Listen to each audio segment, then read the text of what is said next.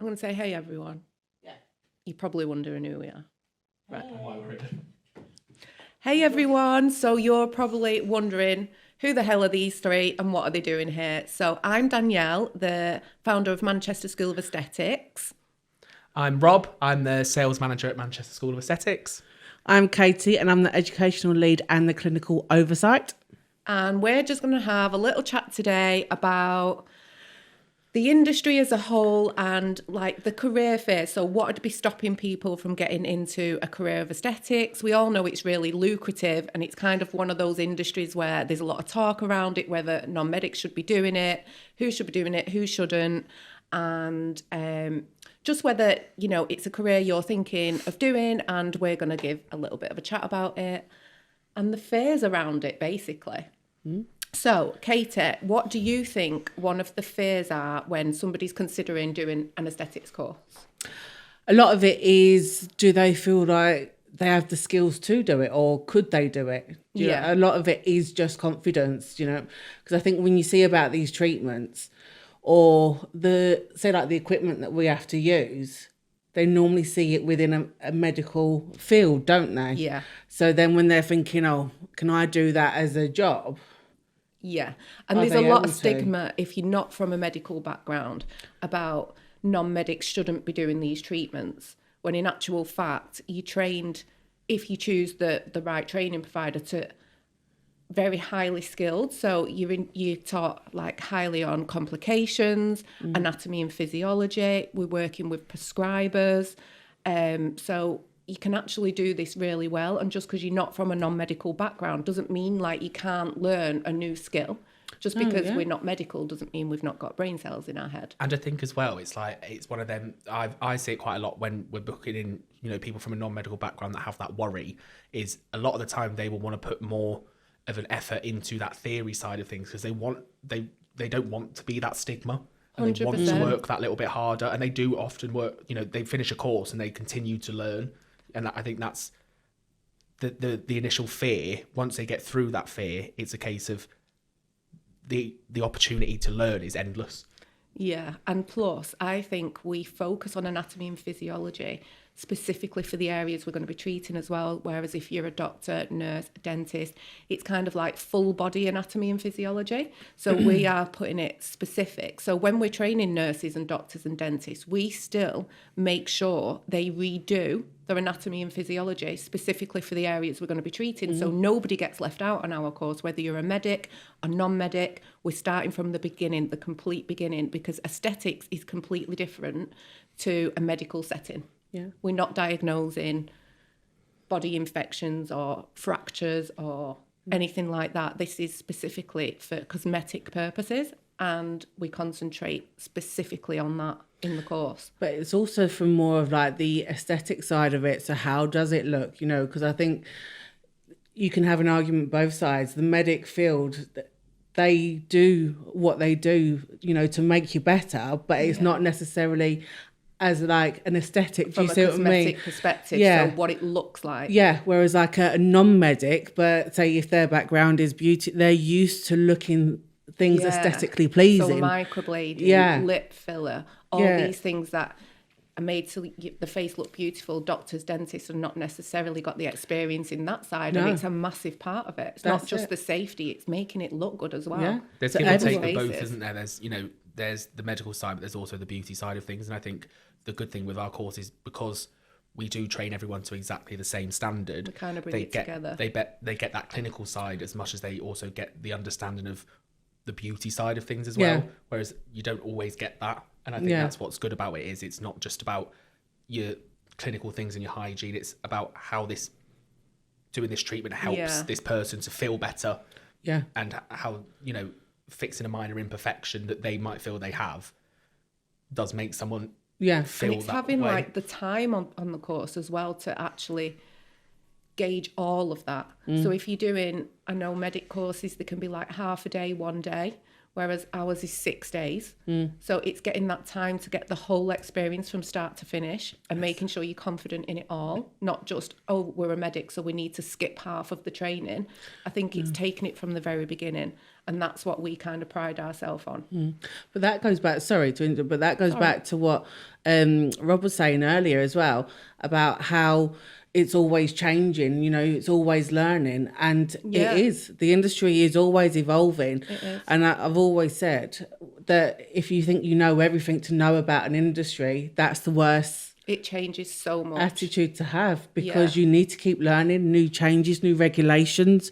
You have to keep up with it And all. even the looks change. Yeah. So we've gone from Molly May now being completely filled and overfilled to completely dissolving and going more down the natural route. Like, what is aesthetically pleasing changes all the time as well. So you've got to keep up with that side of it.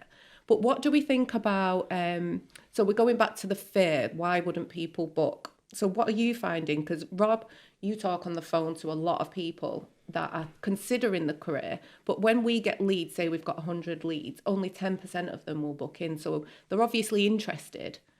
So what are you finding that's holding people back? I think the thing that's holding people back is, at the end of the day, the fear of change. You know, with everything that's going on in the world at the minute, with the cost of everything, you know, people who have got these stable jobs are worrying that going as on a self-employed basis, will they make the same amount of money? Will they make more money? And it's really just that initial fear of, I'm investing it's a good amount of money. It's not a cheap course, because you know, if you're buying it cheap, you're gonna buy it twice. But you're investing a good amount of money into a course, and as a potential student, you want to know that you're going to get that back and then some. And I think it's that initial fear of me jumping out my comfort zone. And, you know, a lot of people that come to us have got kids, they've got their own family life, and it's, you know, it's a risk, isn't it? It's a big risk to take. Yeah. And it's just, you know, that fear is all down to the work you put in yourself. Yeah. You know, no one's going to make you a millionaire apart from you. Yeah. So the people that are ringing up are obviously interested. It's something that they're wanting to do, but then the fear of, they probably think they're being a bit selfish, investing that family money into themselves.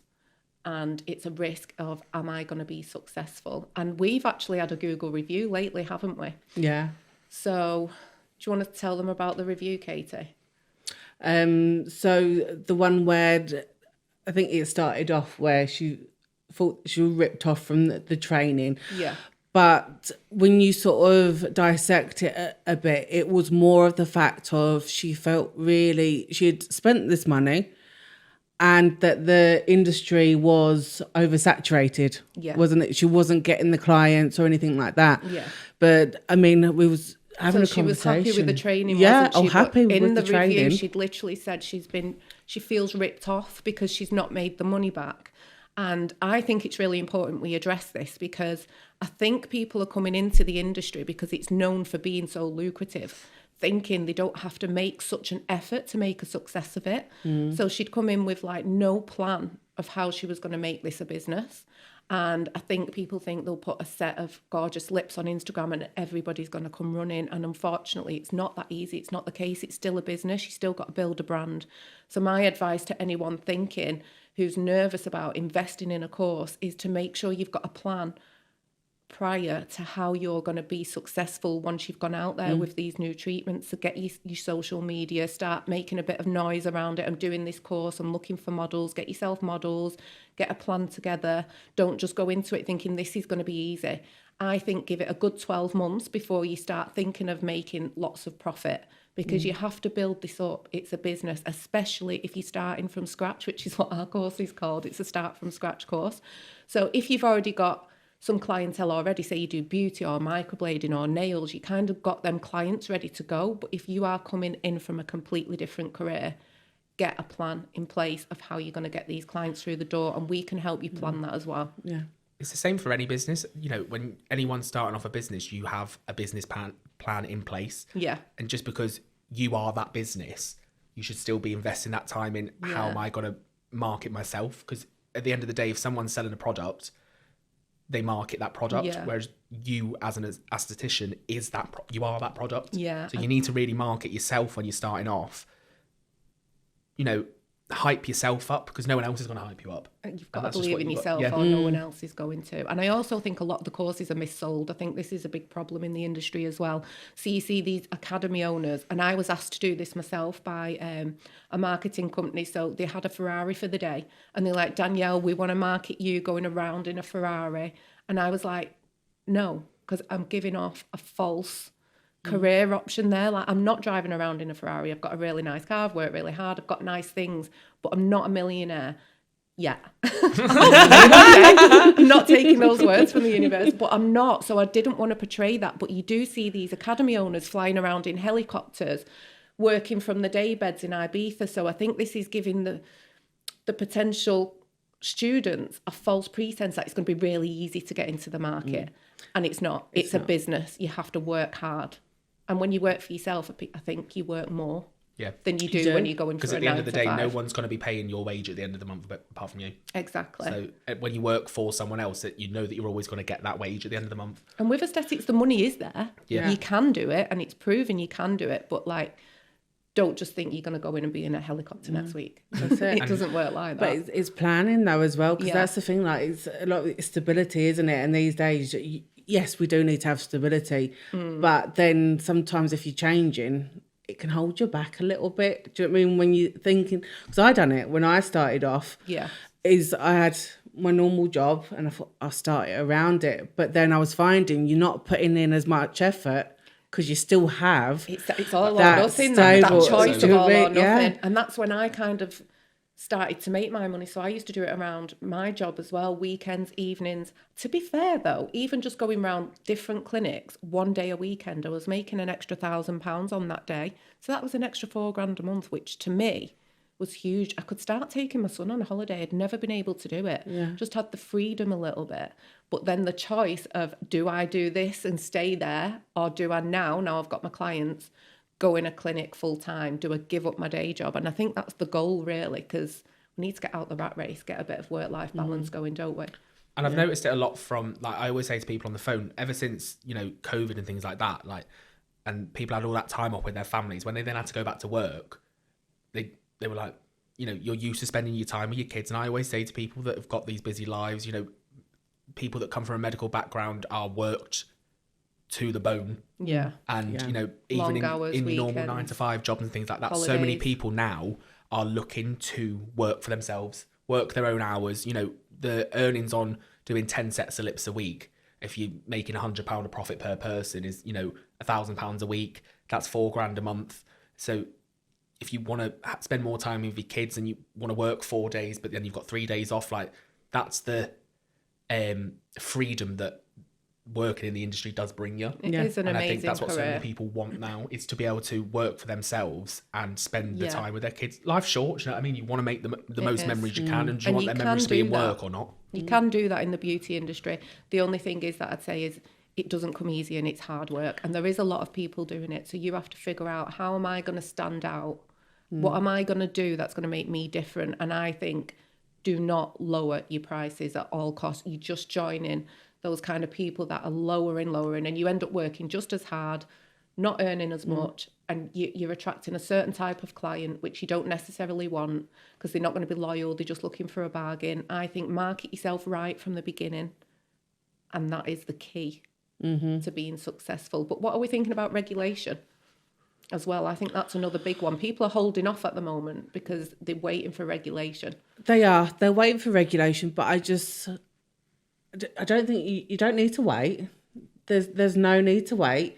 No. It's regulation is going to be brought in. I think it's going to be a good thing. It's going to be a positive thing for 100%. The industry. But I think the regulation it's something to build towards. You need to start somewhere still. I think what people aren't realising is the qualifications are assessing what you already do. It's not actually teaching you. Yeah. So you need to do your CPD course anyway to be able to be assessed. Yeah, you still need to have your occupational competency. So you still need to have the experience in the industry. Yeah, it's the starting point. And then it's getting into making it the more sort of recognised qualifications. So it's like your diplomas, your certificates, in it. And people are waiting for like the government announcement in July, but that's just going to be... for years. if it comes, Yeah. that's going to be plans on what they are going to be doing. But this is going to take years to implement. So you're going to have, it was the same in dental nursing when that got regulated. If you've got so many years experience, then you was classed as a certain level or qualified. Yeah. So I think these CPD courses, if you get onto them now, it could potentially go towards your qualification in the long run, because you'll have those years experience, because it's not going to be something where, right, it's level 5 and level 7 tomorrow. It's just going to be put into place, but it's going to take a while to get there. Same with licensing. You think that was really easy, but it's not looking to come in till 25, 26. Yeah. It takes years to implement. So now is actually the best time to get into the industry. And I think the regulations are a good thing for training academies as well, because there's so many businesses now, like clinics, that are, you know, opening up their own training academies and setting them up, but they've got no prior qualification to really do it. Do you know what I mean? They're just doing it because they go, oh, there's good money in this, so I'm going to set it up. Whereas, dodgy training. you know, when you've got that recognised, you know, if it's VTT, CT, if it's off-call, and you are that training provider, you're booking in for them. It's fairer to the student, because they know then, because it's so difficult to know what to pick a training provider at the moment. Yeah, it is, but I think it's just more standardized. You know, it'll be standardized learning. Everyone will be to the same working structure. The medic, non-medic war will be over. It will stop. Yeah, it will give everyone more of an even playing field, really, to build on. Going into it as an aesthetics practitioner. Yes. And plus, it's going to take a lot of people out of the situation that are that area. Aren't bothered by they're just doing it for a quick $100. I'm not interested in learning, because these qualifications are not easy. No. So it will take a lot of that away as well. Makes it safer for the consumer as well, you know, 100%. so it's a win-win, There's a lot really, of stuff isn't being it? missold. So many like that people online. that come for aesthetics treatments now are so in the know about what they need. So like we have a lot of models that come in that know that they now need to see a prescriber. Whereas, so they're starting to learn when they go to these other clinics that, you know, aren't using the licensed Botoxes or the Bocatures and things like that, and they know that now. We're getting... But that's a good so many more thing. people are so in the know-how, and then they're... Most models now are saying, do I not need to see a prescriber? Which is great, because now the public are educated. Yeah, because there's so many other Such a companies great out there point. that, you know, will gladly use their platform to slander. And they'll slander in this place, and they're slandering that, and they're slandering non-medics because it raises them up. But by raising them up, it's damaging everything. It's not having an understanding of what's actually being taught, and just looking at the industry as a whole, and not recognising that in all industries there's good and bad. Don't just pick on the aesthetics industry. It's the same as any other. It depends on the individual, how they want to be. Are they going to progress in the learning? Have they got ethics? Have they got great codes of conduct? Which is what we teach.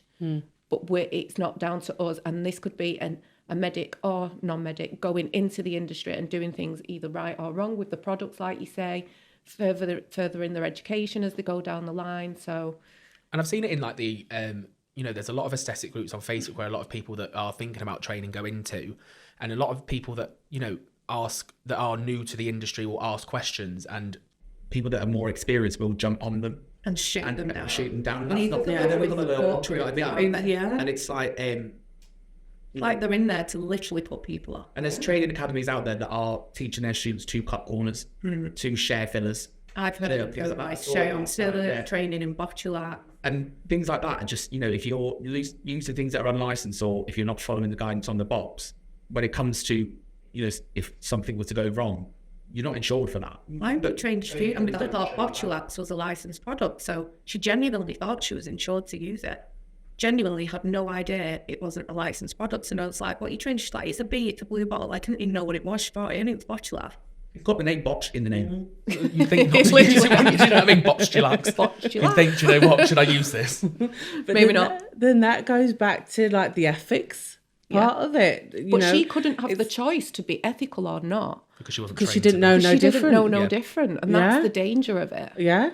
So it's the training providers that need a good look at as well. Yeah. Which hopefully that is going to be a lot stricter when regulation does come in. So I think regulation is great. And I think it's that- needed. It's amazing. It will help Yeah. with people picking courses as well. You know, that fear of, am I going to the right place? Am I invested in the right place? Yeah, You know, because it can look amazing on Instagram. and we always say, you know, if it's a case of you wondering, are we the right people to pick? Yeah. You know, our Google reviews are a godsend for like businesses, you know what I But mean? then Because you can even be accused of them being fake. You can't even trust you that. can't win half anything. the time. I know. I think regulation, they'll all be regulated centres, Yeah. puts an end to all of that questioning. Anyway, what else do we think is a fear? So we've got regulation, the fear of money. Can't remember what else we've said. Ability, we said, didn't we? Like people's- Ability, Yeah, like, ability to do it. And I think that again comes down to the training. Like you need the models, you need the time, you need the belief in yourself. If it's something you really want to do, go ahead and do it. Someone was asking me the other day, what was your fear? Do you remember us having a chat? We was actually planning this the other day in the office, wasn't we? And I was like, lucky for me, I don't really have a fear. I'm not scared to jump in. I'm kind of a doer. I don't overthink things.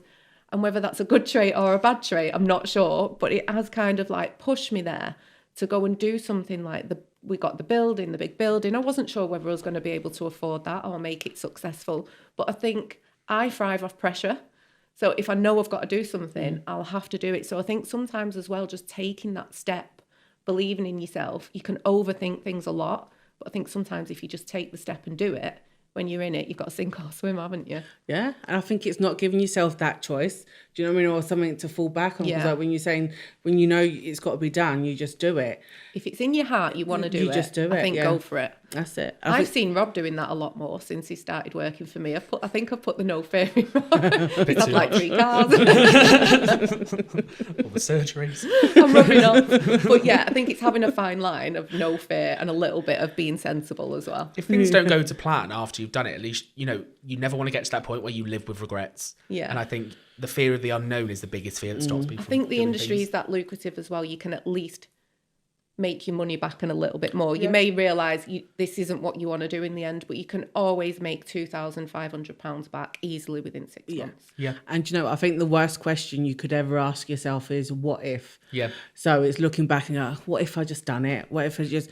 Then at least like you was just saying, if you do it for a little while, realise it's not for you, at least I tried. I worked You can for get a Google. bit I more. remember being sat in an office, like selling Google pages to people. And I remember saying to everyone in the office, should I get this loan? And they was all like, And anyway, I just signed up for it. And I got my company name. And I see the girl, Gemma, all the time. And she's like, oh, you're doing amazing. I wish I did it. And she's still in the office. She's been thinking about it all these years. I'm like, Gemma, why are you not doing it? And she's like, I know, I'm going to. And this is like, I think it's like 8 years down the line now.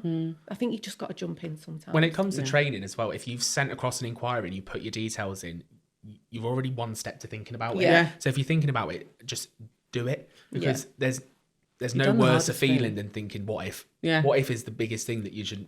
So if we Get out could your head. leave people with a tip, little nugget of knowledge, what would yours be? Face your fears and step outside of your comfort zone. What's yours, Rob? Mine would always be to pick the right place for you, for your training. That's a good one. Mine is believe in yourself, because no one else is gonna. No. Like, it's not rocket science aesthetics. If you work hard and really like be ethical and know that it's going to take some work and some getting there, why are you thinking that you can't do it? Anybody can. Just because you're not from medical background, you can do it. So my advice is believe yourself.